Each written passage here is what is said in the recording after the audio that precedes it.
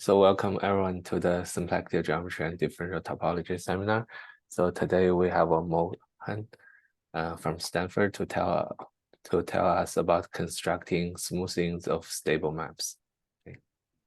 Okay. Yeah. So thanks for the introduction and for the opportunity to speak in this seminar. So So before I get started, I should say that the new result I'll be talking about in this talk is joint with Fatemeh Rezaee, and it's based on a preprint that we put up on arXiv about 1 month ago, which is referred to here. Okay. So let me get started. So the talk will be divided roughly into 3 parts. The first one will say something about the background and motivation for the question we are trying to address.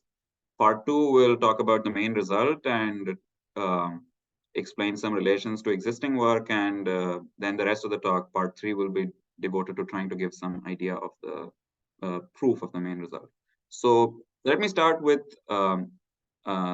some background. So the objects that we are interested in studying are what are called holomorphic curves. So here's a typical holomorphic curve depicted here. So what it looks like is the following. So first of all, we have a target manifold, which is a compact almost scalar manifold. So almost scalar just means that omega here is a symplectic form on X, and J is an almost complex structure which is compatible with omega. But in fact, for today, we are not going to deal in this generality. We are only going to consider the case when X is a smooth projective variety with its standard complex structure. And you can imagine just the Fubini-Study form restricted on it from some projective embedding. And so this is some fixed manifold. What we look at is maps from a variable Riemann surface of genus G into this, which is holomorphic and lies in some fixed homology class beta. So therefore, to recap, the fixed data is X and its scalar structure, also the homology class beta and the genus G. And we look at the space of all possible maps of this form. So these form some moduli space, which we denote by mg of x beta. So I'm suppressing the symplectic form and the complex structure from the notation. And I'll, in fact, just abbreviate this to m. And so this forms some moduli space, which we would like to study. But the main problem is that this moduli space is not compact. So there are kind of 2 main sources of non-compactness. One of them comes from the fact that the domain itself is allowed to vary in mg, which is the moduli space of Riemann surfaces. And so we might have something like this happen, namely that a neck forms inside of our genus G curve, which in the limit converges to some node. So this is one possibility. Another possibility is that the domain just remains in such a way that it does not degenerate, but the map has some energy concentration near some point, or the gradient of this map blows up near some point, and this leads to the well-known phenomenon called bubbling. And so in the limit, we see a holomorphic sphere emerge at the point where the energy was concentrating. So basically, these are the 2 sources of non-compactness, and both can be addressed simultaneously by a very natural moduli space known as the moduli space of stable maps. So this is denoted by m bar g x comma beta, and I will just abbreviate this to m bar. And this was defined and studied first by Gromov, though, I mean, the modern definition that we use is due to a later paper of Kontsevich, which clarified some of the aspects of Gromov's proof. And here's a schematic picture of what a stable map might look like. So first here you have some map from a smooth Riemann surface, which is exhibiting the 2 kinds of behavior that I said. Namely, you have some kind of neck forming, which is eventually degenerating into a node. And you have some energy concentration, which previously was just 1 bubble, but now I've shown you some kind of a tree of bubbles appearing. And in the limit, you get something like this. So what it is the domain is a compact complex curve, which has at worst ordinary nodes as singularities, and the curve still has arithmetic genus G. So the original curves all had genus G in the usual sense. Arithmetic genus just means that if you replace each of these nodes by an annulus or a neck region, then the resulting smooth surface will have ordinary genus G. So, and again, the maps UN that we had from all these surfaces converge to a map U on this nodal Riemann surface. And there is some technical additional condition known as stability, which is not that relevant for us in this talk. So I won't dwell too much on it, but it's something that ensures that our moduli space is Hausdorff. Otherwise, we could sort of add infinitely many or like arbitrarily many bubble components on which the map is just constant. And this is disallowed by this so-called stability condition.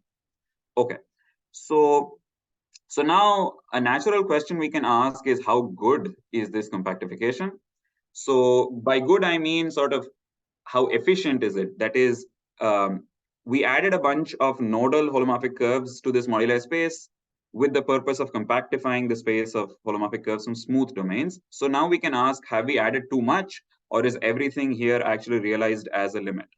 So when the genus is 0 and our target manifold X is nice, so for example, it's projective space or some kind of a, or Grassmannian or flag variety or something which has a nice holomorphic Lie group action, which is completely transitive, then it turns out that the moduli space has the nicest possible behavior, namely M bar in this case is a smooth orbifold. M, which is the space of maps from smooth domain curves, is a dense open set. So here's a picture of what sort of curves are being parameterized by M. And the complement of M turns out to be also very nice. Namely, it's a normal crossings divisor inside of M bar. So the general point inside of this divisor parameterizes a nodal holomorphic sphere like this, mapping to X.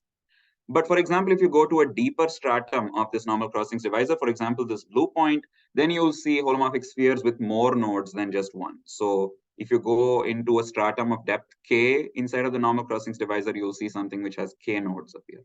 So this is the situation in genus 0. Of course, for this, we need X, our target variety, to be sufficiently nice. And if you're interested, sort of the exact condition I have in mind is some sort of a positivity condition on the holomorphic tangent bundle of X. So this is something that's satisfied on projective space or Grassmannians or the other examples that I just mentioned. So the thing that really sort of gets us started for today's talk is that this statement completely fails in positive genus. So to give you a concrete example, let me focus on this particular case. So let's say we look at the moduli space of degree D curves in Pn, which have genus G. Okay, so that's what this notation here is supposed to mean. Pn for me will always be the complex projective space. And here's a small technical condition. Let's assume that the degree is very large compared to the genus. So in fact, it's enough for it to be at least 2G minus 1. This just ensures that certain linearized operators we'll be looking at will be surjective, so that expected dimension calculations we will do will be actual dimension calculations. Okay. So here's a schematic picture of what the moduli space looks like. So let me point out the various features here because lots of things are happening in this picture. So first of all, the portion shown in red, so this plane that's shown in red, is a schematic for M, namely the space of maps from smooth domains. So here's a picture to help you remember what sort of objects live inside of this red locus. So a genus G curve mapping to Pn by degree D map. This blue locus here is supposed to represent certain degenerate configurations that appear in the stable map compactification, namely something of this form. Namely, there is a genus G curve which is labeled ghost, meaning that it's a component which maps entirely by a constant map. So this is what I will use consistently as my terminology for components on which the map is constant, namely ghost component. And here we have a sphere component on which the map carries the entire degree D. Okay, so the ghost component maps by constant and the spherical component maps by degree D. And so I can write this blue part of the moduli space as mg1 cross m01 pn comma d. So mg1 means a genus G curve with one mark point. That one mark point is where it's attached to the other component. And similarly, the second part reflects a genus 0 curve with one mark point mapping with degree D. So again, this one mark point is where it's attached to the genus G curve. So now we could compute the dimensions of these two pieces. And here's some calculation for what the dimension might be. So we compute this using a Riemann rock type formula. So here's capital D, which denotes the dimension of M. And then there's D tilde, which is the dimension of this stratum N. So the dimension of n is just computed by adding up the dimensions of the two factors that make it up. So mg1 gives me 3g minus 3 plus 1, and the second piece gives me this factor in the second bracket. And yeah, I just want to point out that we are computing complex dimensions here because all the moduli spaces involved are complex in this setting. And so the key point I want you to take home from these computations is that d tilde is at least as large as d. So in fact, we can write d tilde as d plus n times g minus 1. And because g is a positive genus and n is some positive integer, n times g minus 1 is non-negative. And so this means that this red locus has dimensions smaller than or equal to the dimension of the blue locus. What does this mean concretely? It means that if I were to take the closure of the red locus, meaning I try to see what all occur as limits of smooth curves, then this will have dimension at most capital D minus 1, because I have a d-dimensional variety, an open variety whose closure I take, and this will at most add something of dimension D minus 1 in the closure. And therefore, not everything inside of this blue locus can possibly be realized as a limit. So what this says, this simple dimension count tells us that M cannot be dense in M bar, no matter how nice of a case we are in, namely just projective space and degree D curves in this, they already fail this property. Okay, so in fact, this dimension computation gives us a little bit more. It tells us that this pink locus, which exactly corresponds to those limits of sequences in M, which happen to lie inside of the blue locus, these have a codimension of at least n times g inside of this blue locus n. Okay, so this tells me that there is a very high codimension locus inside of the space of degenerate configurations that actually arises as limits. So therefore, most of the degenerate configurations are actually not limits of smooth of sequences of smooth stable maps. Okay, so the question that motivates today's talk is, can we actually characterize what exactly occurs in the closure? So that is, what kinds of degenerate configurations are really needed to compactify. And the idea behind this is we would like to throw away all the unnecessary ones and obtain a smaller compactification than the full space of stable maps. So, so here's an answer which characterizes what occurs in the limit, at least when we're in the genus 1 situation. So here's a genus 1 map where, again, when I've shaded this torus, I mean that it's a ghost component. So this is sort of a convention I'll follow in all my pictures henceforth, that the shaded components just mean that the map is entirely constant on that. So if we have such a map, then it turns out that it occurs as a limit of maps from smooth tori if and only if the derivative of the map U on the spherical component vanishes at the point where it's attached to the ghost. So this is exactly the condition here. So this is some non-trivial condition. In fact, you can compute that it's a codimension n condition, which is as expected from this rough dimension count we did, because the genus is 1. So n times g just becomes capital N. So this is a complete answer in genus 1. And in fact, I mean, this thing here is due to some work of Zinger, which I'll explain in a few more minutes. But in higher genus, it's much harder to actually obtain a complete, necessary, and sufficient condition for when something actually arises as a limit of smooth stable maps. Okay, so let me formulate this as a precise goal. So what we want is a new compactification. So M of x, remember, is the space of maps from smooth Riemann surfaces, and M bar x is the full space of stable maps. So we're looking for something intermediate in between, which I'll denote as M bar interior of x. And this has to have some properties. So first of all, it should contain M of x as an open subset, and it should be closed inside of the stable map so that it's some smaller compactification.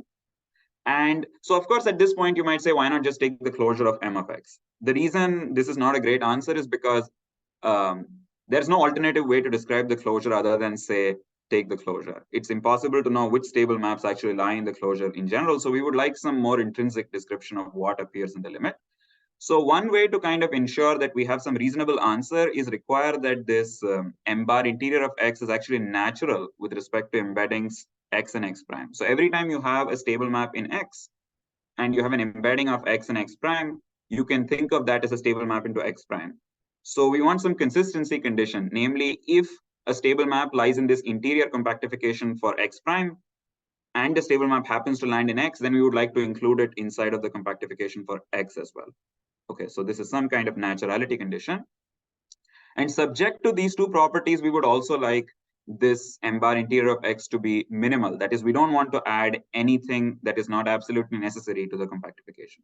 And so to recap, what I mean by absolutely necessary is that either this stable map ought to occur as a limit of stable mass to smooth domains on X itself, or maybe after embedding into a larger variety, maybe it can occur as a limit of smooth maps. So in other words, this is what we are trying to look for. And so there are kind of two directions that we need to address in order to find such a compactification and describe it explicitly. One direction is a constructive direction, which is trying to figure out, given a stable map, what are conditions on it under which we can actually glue it into a nearby stable map with smooth domain. So that's a gluing construction. And the reverse direction is trying to exclude certain stable maps from the compactification, namely trying to find obstructions to smoothing. So today's talk is focused entirely on trying to describe a gluing construction that is giving some explicit sufficient condition on when a stable map will actually be smoothable. And this work on obstructions is something that we have in progress right now and hopefully will be out sometime in the near future.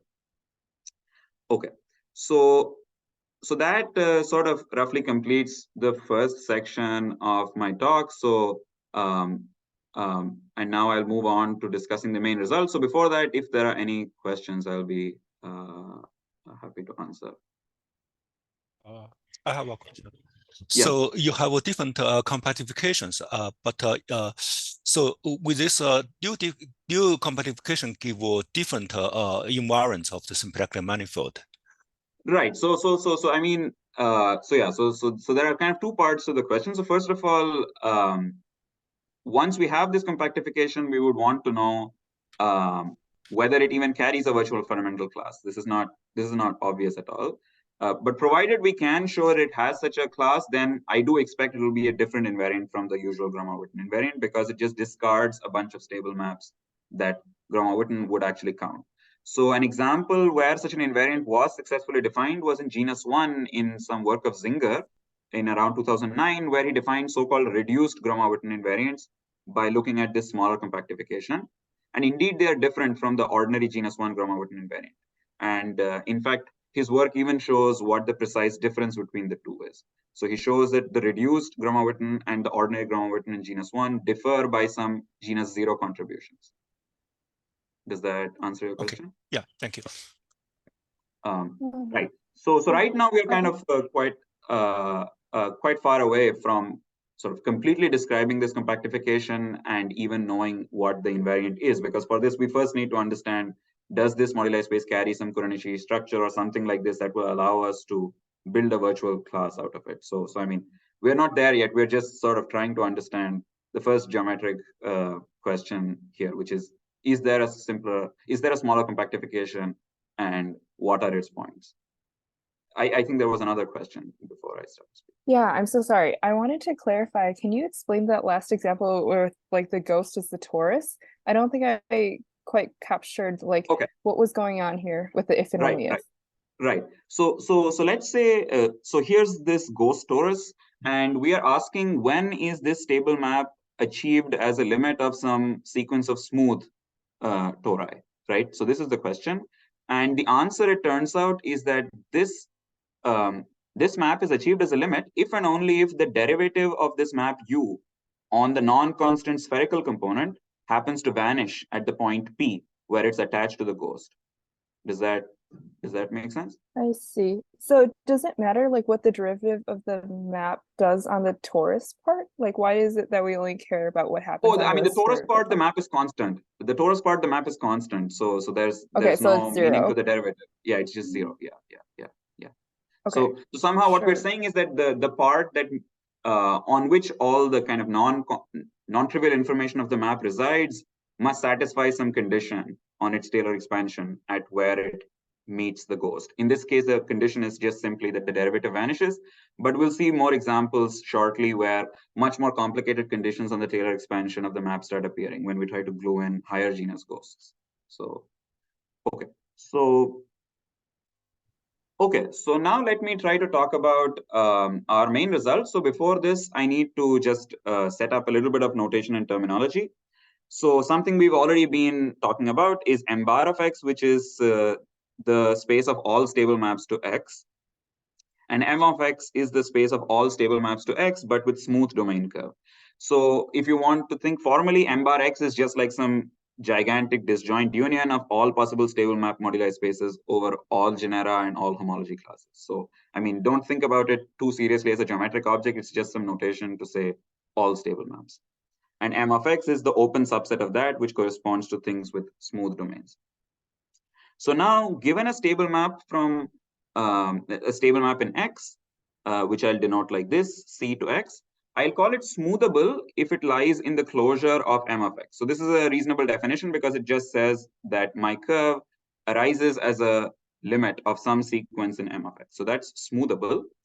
And we call the curve eventually smoothable if it may or may not be smoothable in X, but after embedding X into some larger target variety X prime, the resulting map C to X prime becomes smoothable. So in other words, X itself might have some problem of transversality, but maybe after putting X into some X prime, like a nice projective space or something, it may become possible to smooth the curve.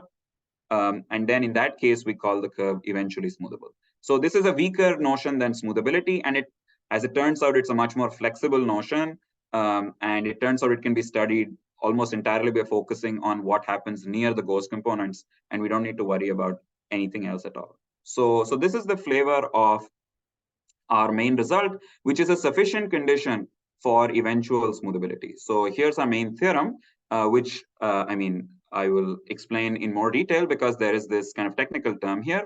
So the theorem states stable maps with so-called model ghosts are eventually smoothable. So this model ghost condition is some condition that specifies some model behavior of the map near each ghost. So like in the genus 1 example I described above, this model behavior turned out to just mean that the derivative vanished.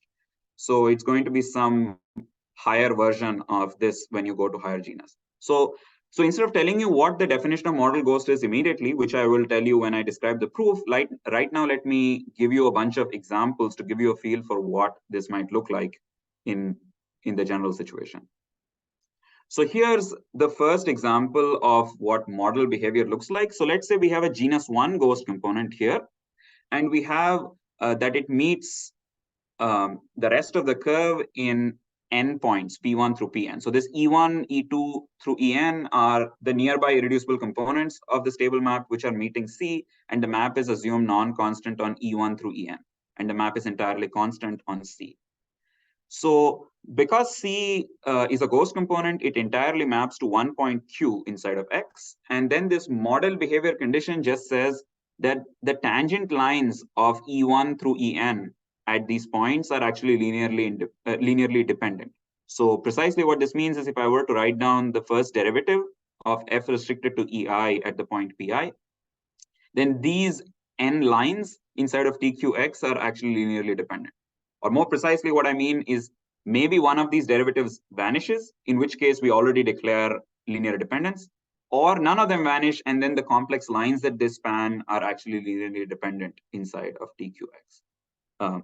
So is the condition clear what I mean by these being linearly dependent? Otherwise, I could try to explain a bit more. So what is X? There exists X or? No. So this is just a situation of like given any stable map into a variety X, what our theorem tells you as the model condition under which it can be smoothed is that these derivatives are linearly dependent. But remember, there's always this caveat that we may have to embed X into some larger target before we smooth, because we're only saying eventually smoothable rather than smoothable, because transversality might fail in X, but inside of a larger X prime, it might actually not fail. So this is what we prove here. So because I mean, every sort of gluing theorem or any deformation type of theorem always needs some transversality assumption in order to make it work. And this is what we're imposing by looking at eventual smoothability rather than smoothability. Okay, so next example is more interesting, which is a genus 2 ghost component. And here already the situation gets pretty complicated when we just attach it to one single non-constant component E. Okay, so let's say that this genus 2 ghost meets this at E. So then it turns out the model behavior that we demand in our theorem is that the first derivative of E at the point P vanishes. So far it just looks like the genus 1 case. But it turns out there is an additional condition also. And this condition very interestingly turns out to depend upon what this point P is on the curve C. So on any genus 2 curve, there are kind of two kinds of points, general points and Weierstrass points. So a Weierstrass point on a genus 2 curve can be described as follows. So first of all, it's a fact that every genus 2 curve actually carries an involution on it. That is a holomorphic self map which squares to identity. And it turns out that this involution has exactly 6 fixed points, and these 6 distinguished points on the genus 2 curve are known as its Weierstrass points. So more generally, the way to understand what Weierstrass points is, they are somehow related to the geometry of the holomorphic differentials that live on my compact Riemann surface. And so they are really not a topological notion. It's really a holomorphic notion. So in particular, some points are distinguished as Weierstrass points and some points are general. This did not appear in genus 1 because the genus 1 curve is completely homogeneous because you have this transitive group of translations acting on it. So therefore, all points are kind of the same. Whereas in a genus 2 curve, you have some points which are special compared to others. So it turns out that if you're at a general point, then the model behavior condition we request is that the first derivative and the second derivative of f at the point P vanish. In this case, we are able to show that the map smooths. Or if we are at a Weierstrass point, then something interesting happens. We can actually request a weaker condition be satisfied, namely that the first derivative vanishes, but the second and the third are just linearly dependent. So in other words, we don't need the second one to vanish. We only need the second one to sort of point in the same direction as the third one. And this linear dependence is something which, to make sense of this condition, we write it in coordinates and then we check that it's actually independent of the choice of coordinates, this second and third derivative being linearly dependent. Because the third derivative has no coordinate invariant meaning. So really we need to check that this linear dependence condition actually has a coordinate invariant meaning, and that can be checked. Okay, so that's, let's give one more example just for, to see what sort of other conditions might appear. So if you have a genus 3 curve, which is attached at 2 points to non-constant components, and the map itself is constant on the genus 3 curve, and I have some kind of suitable genericity assumption on C P1, P2, that is, it's some general point inside of this moduli space M32, then the model behavior in our case just says that the first derivative of f at these 2 points vanishes, and the second derivatives, it turns out, are linearly dependent. So it's some condition that one works out by churning out what this definition of model behavior gives, which I'll be describing in more detail when I get into the proof. And sort of to just tell you that we have some non-trivial computations we can do in higher genus as well. Anytime you have a genus G curve and an effective just meaning non-constant component E attached to it, and this C comma P is some general point in MG1, we can actually show that the model behavior adopts this extremely simple form, namely that the first G derivatives of the function f on the effective component have to vanish at P. So if you write in terms of Taylor expansion, it needs to begin with z to the G plus 1 term, and no lower terms, that is z, z square, all the way to z to the G cannot occur at all in the Taylor expansion of the map at P. So that's what these conditions look like. And in general, what I want to sort of drive home from these examples is that this model ghost condition near a general configuration like this is some collection of linear conditions on the Taylor expansions of f at the points where it's attached to the ghost. And it turns out to depend in a fairly subtle way on where we are in MGN. That is, this curve and the set of mark points, whether it's a general point on MGN or whether it lies on some kind of special subvariety of MGN, this turns out to influence what this model ghost condition is. So that genus 2 example with Weierstrass points already showed you that the condition can be a little bit different depending on which point you attach your ghost component at. Okay, so that's what our result says. So now what I want to do next is describe something about some prior works in this direction. So may I have a question before your next start? Yeah. So when you talk about this ghost map, this constant point, are you allowing it to vary on the manifold, or these constant points are fixed? No. This is allowed to vary. This is allowed to vary. It could be potentially any point on the manifold, right? Yes, it could be any point on the manifold. Yes. Okay. But if you see kind of the flavor of these conditions, they're all just like infinitesimal jet conditions, right? So really the global geometry of the manifold plays no role in this model behavior condition, right? Because all it says is that certain derivatives of the map have to vanish. So you only see sort of an infinitesimal jet of the manifold in this condition, not anything related to the global geometry of the manifold at all. So really this says that it could be any point, and it's even sort of condition that's invariant under embedding x into some x prime, because if some derivatives vanish in x, then of course embedding further into x prime, the resulting map to x prime will also have those derivatives vanish. So it's kind of a condition that's also functorial under embeddings, as I asked for initially.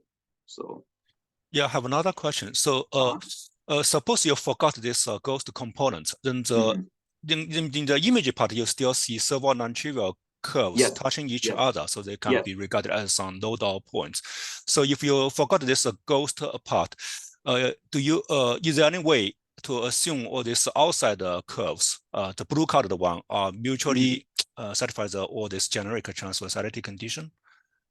So we can always assume that all the blue curves satisfy generic transversality by embedding x into some nice x prime. So this is exactly why we want to do embed x into x prime, so that we have enough transversality to carry out a gluing construction. Okay, the point is that curve has a very good transversality, transversal to the diagonal, product, and everything you have.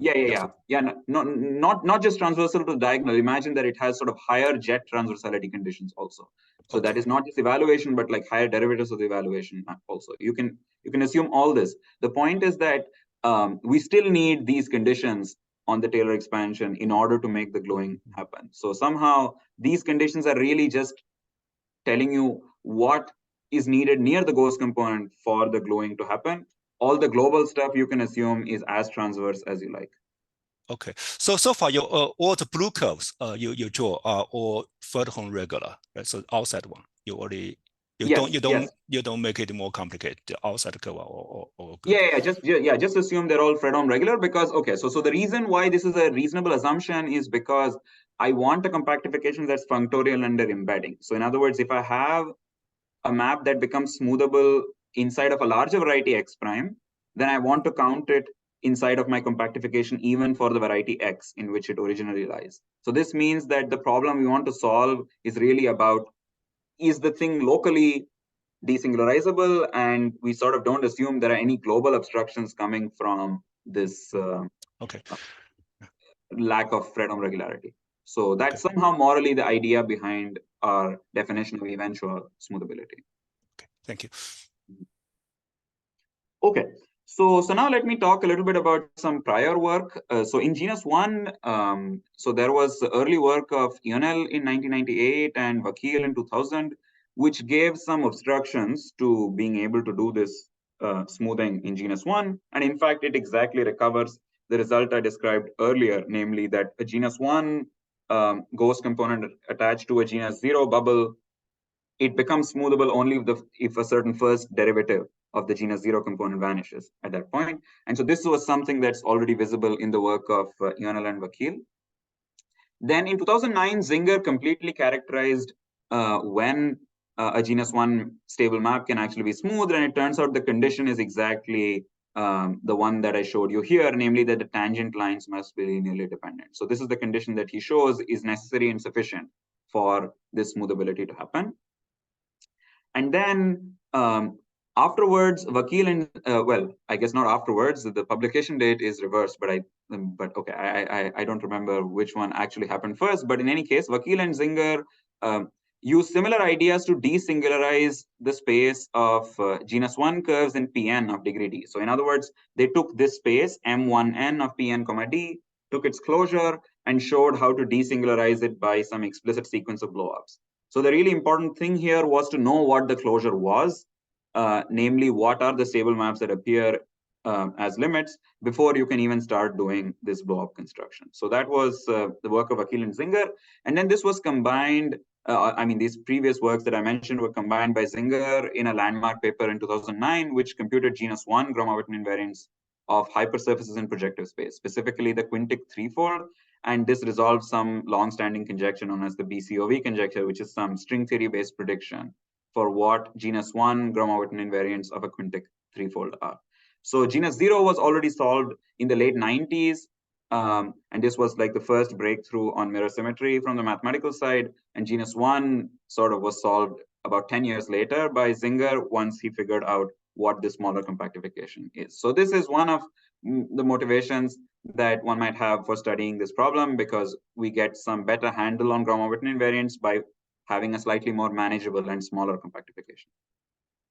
Okay, I should also mention that there is some work of Ranganathan, Santos, Parker, and Wise in the algebraic category, which gives a more moduli theoretic interpretation of Akil and Zinger's construction. So Akil and Zinger's construction starts from moduli space, takes its closure, does a bunch of blowups, and gets something smooth.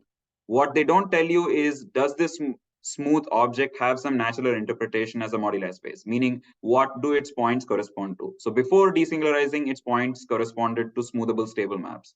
But after desingularizing, can we understand what the points are? And this is something which this paper of Ranganathan, Santos, Parker, and Wise answers. But I don't completely understand the answer very well because it involves some logarithmic algebraic geometry. But at least it's something in the right direction, because it's telling us some way to interpret the points in this desingularization geometrically. In genus 2, the situation is somewhat similar. So Jingchen Niu, in his thesis in 2016, completely characterized how to do eventual smoothability in genus 2. So this was a thesis written under the supervision of Zinger. And then in 2018, a work similar to Akil and Zinger's work appeared in genus 2 due to Hu, Li, and Niu. And there's also a paper in 2023 which gives some modular interpretation of this desingularization. So what I want to kind of point out is that all the works here really use genus 1 and genus 2 in a very essential way, and they sort of work only in low genus, and it's kind of quite hard to figure out what happens in general genus. And our result sort of, as far as I know, is the first statement, not a full characterization, but some kind of partial characterization of when smoothability is possible in general genus. I should also mention that for general genus, some obstructions to smoothability are also known. So in 2014, there's a paper of Kim, Kresh, and Oh, where they construct some alternative compactification of the space of maps. So I don't have a notation for it, so I'll just call it M bar superscript KKO for the authors. And this, it turns out, has a natural forgetful map down to the full stable map moduli space. And the key point is that this forgetful map is not surjective, which tells me that there's a bunch of stuff in M bar which I can just throw away and I don't need for the compactification. So this sort of gives me some obstructions to the smoothability.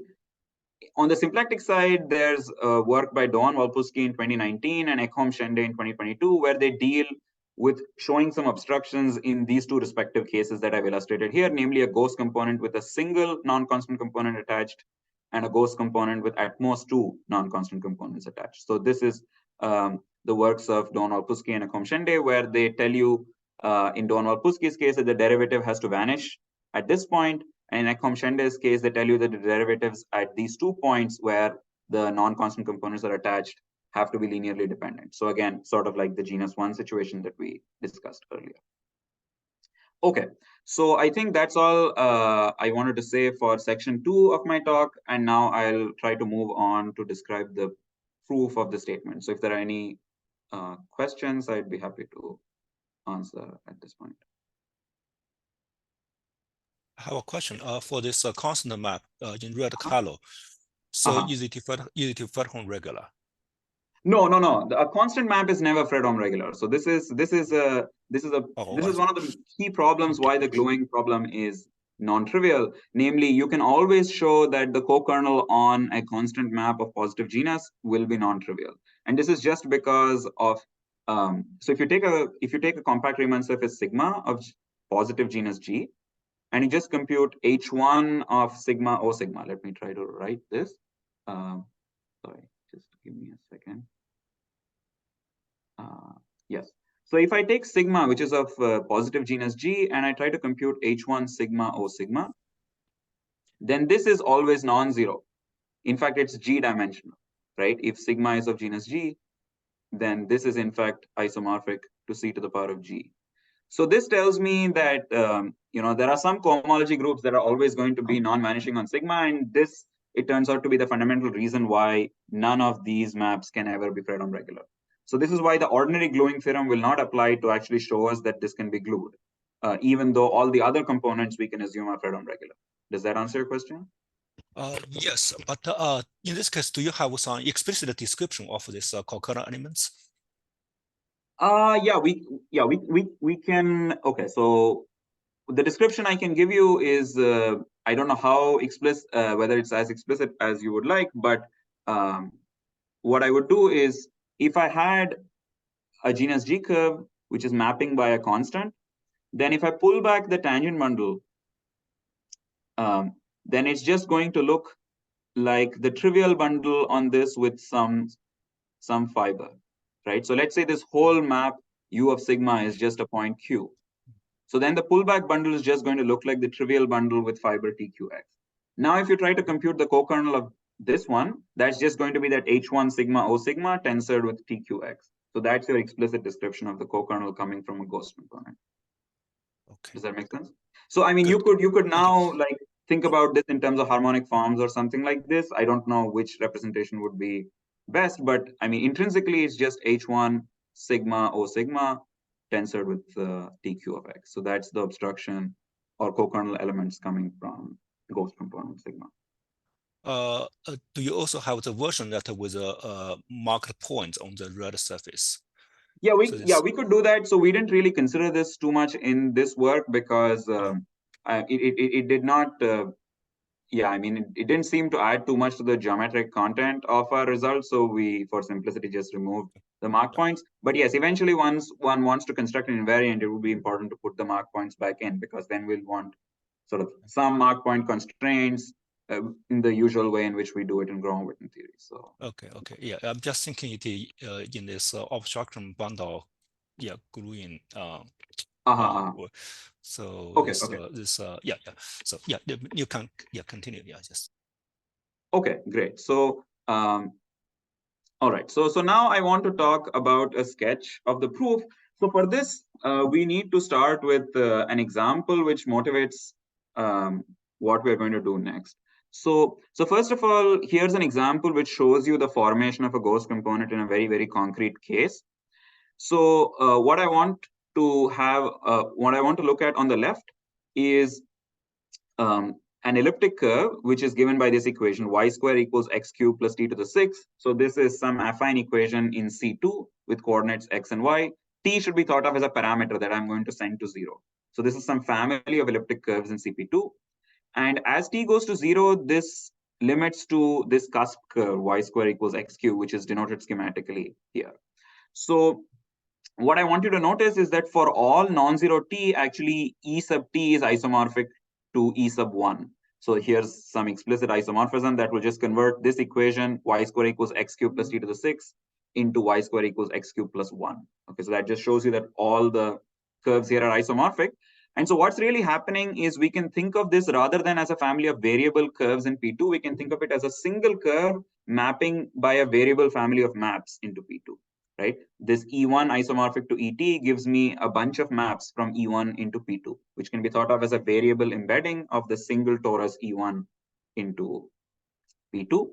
And what turns out to happen is that in the limit, we actually get a ghost component, which is shown in red, which is where this cusp is located. And this cusp curve in blue is actually a bubble component, which we can think of in coordinates as given by the map z goes to z square z cube. So you can see that this z square z cube satisfies the equation y square equal to x cube, right? That is the cube of the first coordinate is equal to the square of the second coordinate. So this is what appears if you actually calculate the limit. So This also is kind of satisfying because if you look at the limit from the point of view of subvarieties, namely this y square equals x cube plus t to the 6, limiting to y square equals x cube, it looks like some genus has been lost because this one looks like a rational curve, a genus 0 curve.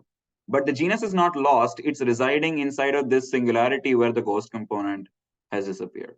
Okay, so that's what's happening in this situation. So this gives us some clue that what we should try to sort of understand is the nature of the singularity of the image of a stable map. Namely, everywhere that a ghost collapses, it turns out that it kind of also makes the image of the stable map very singular. And how singular it is also kind of related to how high the genus of the ghost is, for example. So in this case, it's just a simple ordinary cusp, and that has to do with the fact that it's a genus 1 ghost. So let's try to systematize this observation a little bit. So let's consider an abstract situation where we have a 1-parameter family of curves. So by 1 parameter, I mean a 1 complex parameter. So the base here is supposed to now be a complex curve. So previously I was drawing all the pictures as Riemann surfaces, but now for dimension reason, I'm going to draw them kind of like in algebraic geometry style. Namely, a curve will be just drawn as like a line rather than as a Riemann surface. So here's the base, which is a smooth complex curve B. And over this sits a surface whose fibers are all curves. So the general fiber of this is just supposed to be a smooth Riemann surface. And the special fiber, namely over 0, consists of some nodal curve. The nodal curve has this C as a ghost component. And as usual, it has these blue components, which are non-constant. And we have a family of stable maps, capital F, from here to whatever our target X was. Okay, so think of this as what would come out of a gluing construction. Namely, what we would be given is only the central fiber of this family, and what we want is like a 1-parameter family that smooths it out. Okay, so that's the situation we are looking at. So first, let's make kind of a very, very trivial observation here, namely that the curve C maps entirely to a point, because by assumption, it's a ghost component. So this means that I could just collapse C topologically to a point and look at the surface S mod C, right? So this is just purely a topological quotient operation, and the map F factors through S mod C, right? This is just pure set theoretic fact. The interesting question to ask is, can S mod C be realized as a complex analytic space? So in other words, can we blow down the curve C to a point complex analytically? Notice that this is not like usual blowdown because C is going to be a positive genus ghost component. So we're not blowing down a -1 curve, which is of genus 0. Rather, we're trying to blow down some positive genus curve. So what we're going to get at best is some more complicated thing rather than a smooth surface.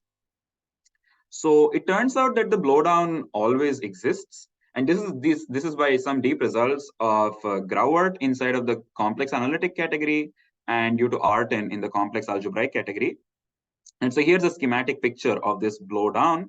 So E1, E2 through En were all kind of disjoint from each other inside S, but inside of this quotient surface S bar, S mod C, these curves all meet together and are tangent in some complicated way at this point in red, which is the image of the ghost component. So this is kind of related to a question from before, where why don't we just look at the image of the map, in which case we see that the entire ghost is collapsed to a point and we have a bunch of non-constant components meeting it in some complicated singularity.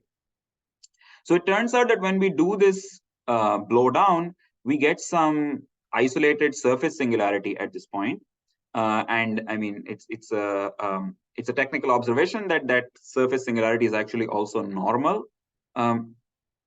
And the kind of next important observation is that the curve singularity that we see here, namely the union of E1 bar through En bar, this has some interesting tangency condition at this red point. So these branches, even though each of them looks like a smooth branch, is meeting at the red point with some complicated tangency condition. And actually, this encodes conditions on the Taylor expansions of the map F at the fiber 0 near the ghost component C. So this is the next important observation, which I want to illustrate by an example. So for instance, let's say the curve C has genus 1. So now I'm just drawing the part of the picture here, which is in the central fiber, rather than drawing the whole surface as S. So here's C that's attached to a single blue curve. So some computation can be done to show that what we get after we collapse C is actually an ordinary cusp that looks like y square equals x cube. and the map from the elliptic curve to the cusp, the map from P1 to the cusp just looks like Z goes to Z square, Z cube. So now we're asking the question, when does a map on my original curve factor through this curve singularity, right? As in this situation. So if you actually write this down in coordinates, you get a rather interesting answer. So let's say we have a map from E to X, which is F. We are asking when is it pulled back from a map from E bar to X, which we call G. Okay, so any map G on this curve singularity E bar, we can first expand it in Taylor coefficients as G mn x to the m y to the n, right? Because remember, this curve singularity is sitting inside C squared. And so an analytic function on it by definition is the restriction of some analytic function from C squared. So we write it as this power series. So if you pull it back upstairs, X gets replaced by Z square and Y gets replaced by Z cube. So the expression becomes what I wrote here, Gmn times Z to the 2m plus 3n. Now collect all the terms together. We'll find that every exponent other than the exponent 1 can be expressed as 2m plus 3n for some non-negative integers m and n. So this means that if we simplify this Taylor expansion, it will look like b0 plus b2z square plus b3z cube plus higher order terms with the linear term missing. So this is exactly reminiscent of our earlier condition that the place where E is attached to C must be a critical point of the map. Namely, this Taylor coefficient of Z must be missing. So this is how the singularity encodes this jet condition that I wrote in all my examples before. So in general, the game is to try to figure out what singularity appears when we do this blowdown, and then decode that in terms of what Taylor coefficients conditions need to be satisfied so that we can do the smoothing. Okay, so this is what I would summarize as the third observation, which is that this S bar surface can be used as a local model for the gluing construction near the ghost C. So the nice thing about the surface S bar is that now we've gotten rid of the ghost component, but the price we pay is that we see a singularity worse than a nodal singularity at the red point. So the nice thing about having no ghost component is that we can actually achieve generic transversality. Whereas having a ghost component completely obstructs this because we will always have some non-vanishing co-kernel. So the thing we need to deal with is how to now run an implicit function or gluing type argument, but with this curve, which is much worse than nodal. It may have some cuspidal or more complicated singularity at this point. Maybe it has multiple branches meeting at very high tangency order. So this is something which should be doable by ordinary gluing analysis, but the way we work this out currently, I will just remark, is in the algebraic category using some formal deformation theory techniques rather than the usual gluing analysis that one does in the symplectic category. So I do expect that our result would work in the almost complex category as well, but this is something that I cannot claim right now because, I mean, all the details are not yet worked out. So, so this is the main reason why we restrict to the complex projective case, because we are able to deal with deformation theory of much more singular curves in a much easier way in the algebraic category than in the differential geometric category. Yeah, I have a question for this model, local model. Is this local model running genus G ghost component? Is this local model unique, or it is a parameterized family of many models? Yeah. So we have a so first of all, for each curve C and sort of n points where this E1 through En can be attached, we give some specific local model for that. So we don't yet know actually whether these are all the possible local models. In other words, what we show is that if you glue in this local model, then actually the gluing construction will work. What we cannot prove is that this is the only model for which it will work. So this is kind of like saying we don't know an if and only if condition. We only know one direction. My question, I guess, is is this a local model unique, or you do have some parameter, because this E1, E2, En intersect at say at different locations, they may carry some complex. Oh yeah. So the points are also part of the parameter. So like the points at which E1 through En intersect C will be part of the parameters in the local models I'm going to describe. So right now I'm sort of giving you still a very abstract discussion without telling you how we actually compute these Taylor coefficient conditions explicitly, right? Because I haven't told you how to do this blowdown explicitly. I just told you that there are these powerful theorems of Grauert and Artin which just tell you that it exists. But existence is much far away from actually being able to compute what the answer is, because these proofs are quite non-constructive. Thank you. Yeah. So that's exactly what I'm going to talk about next. So yeah, so the problem is that explicitly computing the singularity that arises by blowing down a higher genus curve is pretty hard because, I mean, the theorems that I quoted, while they work, they're kind of, I mean, the proofs are very hard to unpack and make explicit that we can actually know what is the equation of the singularity. So our solution for this, and the reason I put it in quotes, is that we don't know how to solve this in complete generality. What we instead do is restrict to certain situations which have extra symmetry, where we are actually able to carry out the computation completely. So we look at some situations where we have extra C star symmetry and we are able to make the computation. And I should point out that this idea did not sort of come out of nowhere. We actually found an old paper of Pinkham where he actually studies C star equivariant surface singularities. And the way he studies them is by taking a resolution of singularities of that. Our situation is interesting because it's kind of the opposite. Namely, we have a surface that's actually reasonable, like a resolution of singularities, and we want to force it to have a singularity by collapsing the curve C. And we want to study this. So we essentially have to kind of run this argument in reverse in order to figure out what the coordinate ring of the singularity is. So this is what I'm going to describe next. And now I will be able to tell you what are the exact parameters that go into our local models. So, so here's a picture of what our local models are. So the input that we have is any smooth compact Riemann surface of genus G, at least one, and n mark points P1 through Pn on it. So all of these are parameters, namely the curve C and the n points P1 through Pn. And there are some additional parameters which I'll maybe say a little bit more about, which are some positive integers D1 through Dn also that will go into the construction. So I'll come back to what they are in a few minutes. And the way we make our construction is the following. So first of all, we just start with the trivial family, which is the curve cross the complex line. So C crossed with the complex line. And we have these distinguished points P1 through Pn on the central fiber.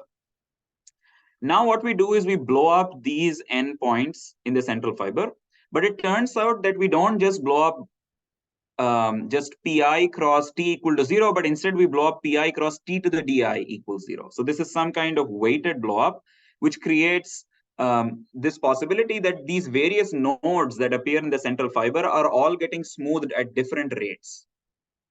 So if you look at the local equation at one of these points, so if we look at the local equation near here, the local equation will not look like xy equals t, but it will look like xy equals t to the d1.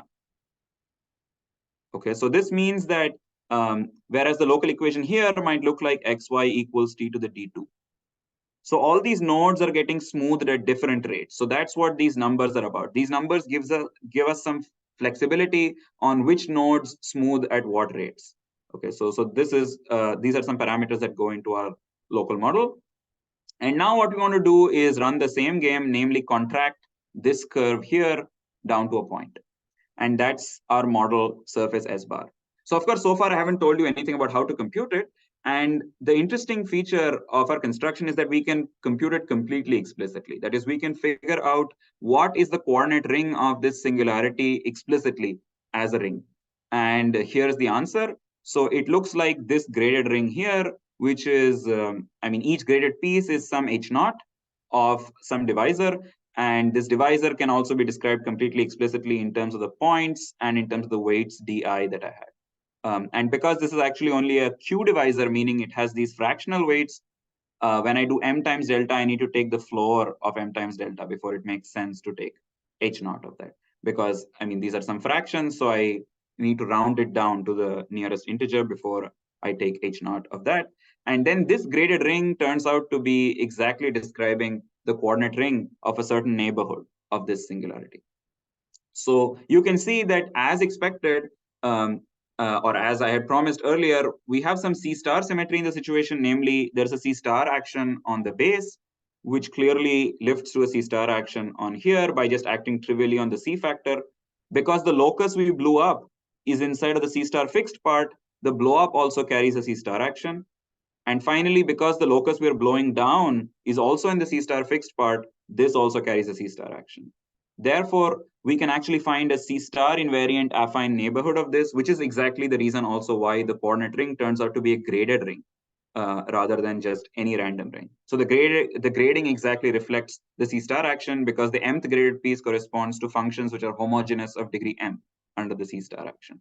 So, and this computation is something which you sort of, I mean, you first guess the answer, and the answer we guess by reading this paper of Pinkham, where he studies the C star equivariant surface singularities. And once you guess it, you have to prove it just by kind of very explicit coordinate calculation and see what are the homogeneous degree m functions in the neighborhood of this, and try to re-express them in terms of something like this, namely some sections of line bundles.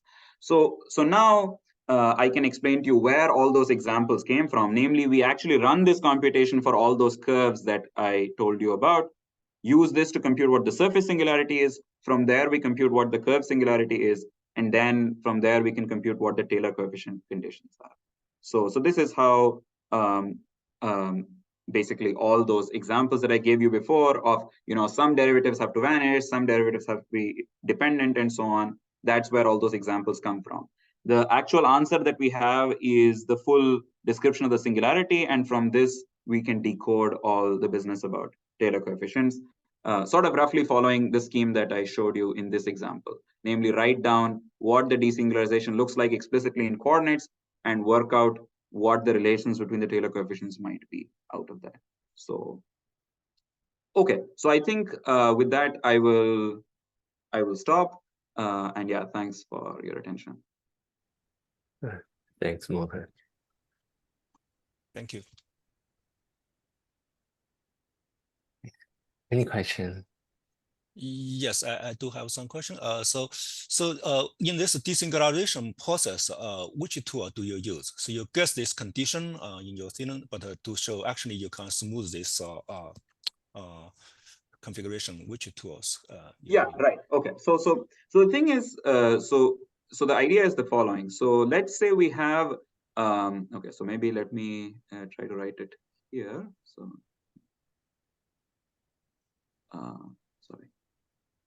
Yeah. So let's say we have a stable map that that looks like this. So this